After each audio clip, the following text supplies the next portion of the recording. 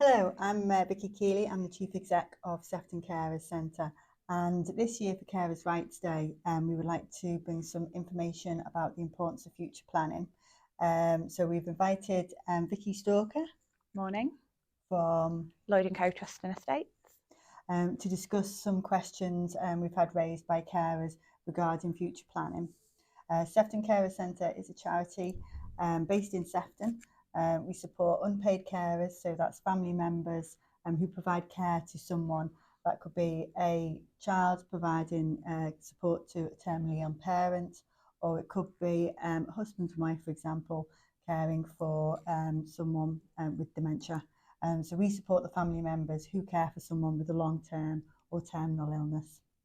So we've got some questions to go through and hopefully give you some more insight into the importance of future planning.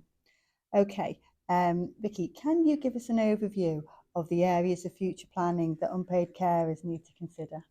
So there's quite a few different things that unpaid carers will need to consider. Everybody's circumstances are different, so we tailor all our advice to the specific carers and their families.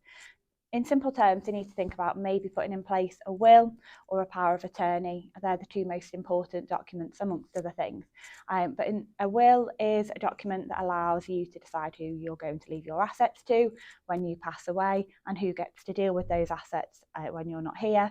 A power of attorney is something that you can put into place to make sure that the right person makes the decisions if you lose capacity and you can't do that. So both of these are really important because it gives you a say in a circumstance where you might not be able to. Thank you. What is the most common support you provide to unpaid carers in future planning?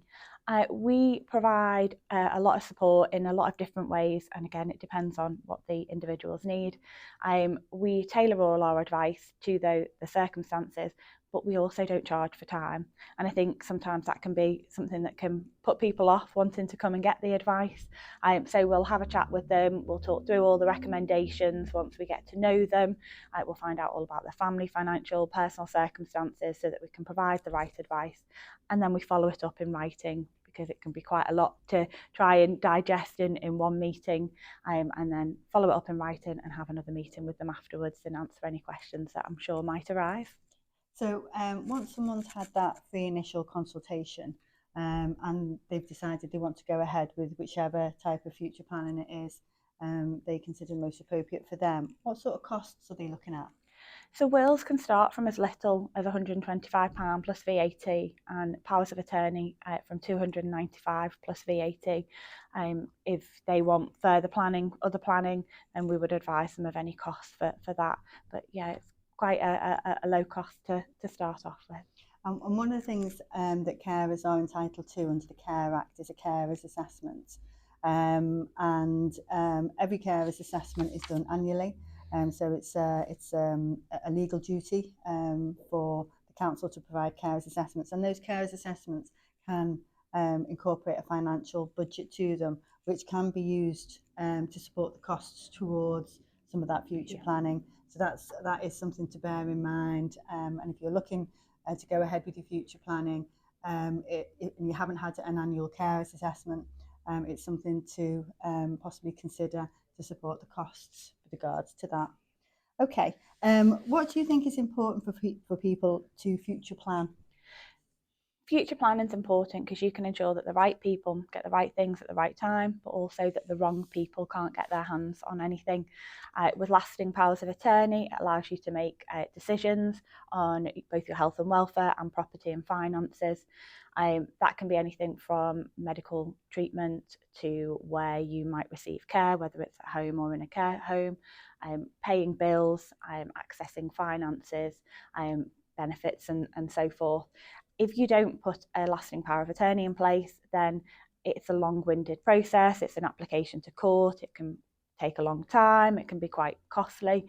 And you don't always get to choose who would make that, or you won't get to choose who would make those decisions. So having that power of attorney in place means that you get control over it. And the same with a will. There might be family members who you want to benefit in specific ways, and that gives you the ability to do that. Yeah. And we come across that a lot with families, and particularly if the person they're caring for hasn't done that future planning.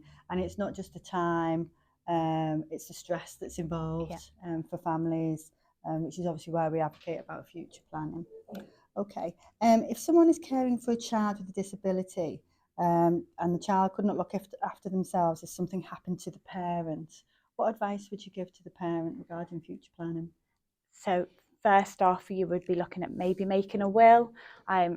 Nobody wants to think of anything happening to them, but if anything did happen, you would want some control over what happened to your assets. So having the right type of will in place would mean that your child would be protected, but also they'd get what they need when they need it without it having any other effects on any maybe means tested benefits or any other support that they're getting. So a will trust would probably be a recommendation in most circumstances, but they also might want to consider from a personal perspective leaving lists for people who might end up caring for them, especially if they're a minor, for future guardians, things that they like, things that they don't like, are they tactile or are they, do they eat specific foods or, do they have specific needs? So just making people aware of any specific needs that their child might have. Great, thank you. There's a lot of people talk about the 7-year rule when it comes to leaving money or property. And is that a myth? Does the 7-year rule exist, and can you explain what it is?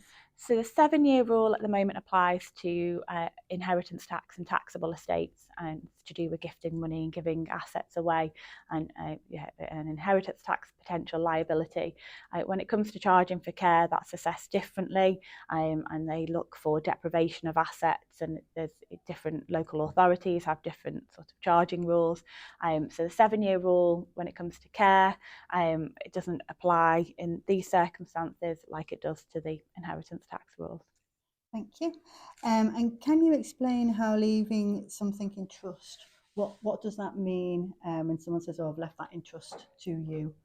So leaving something in trust would mean that you're giving your trustees, your trusted people, your pot of money when you're not here, whatever that might be, your estate, it might be money, it might be property, but you're giving it to those people to follow your wishes when you're not here, and that who you would want to benefit and when you would want to benefit them and how you would want to benefit, and it gives them discretion or protection over those assets so that they can make sure that the people they want to benefit can benefit in the right way at the right time without it having any other negative impacts on the rest of their lifestyles. Thank you very much for today. If you are interested in future planning, you can contact Sefton Carers Centre, and we can put you in touch with Vicky's company, which is you can either contact us on 0151 288 6060, which will take you through to our reception, and duty officer will be in touch with you, or you can contact us via our help at email account, which is help@carers.sefton.gov.uk. If you want to contact Vicky directly, her contact details are? We are Lloyd Co Trust and Estates, and you can contact me at victoria@lloydte.co.uk or telephone 01704 443 107. Thank you. Thank you very much for your time today. Thank you.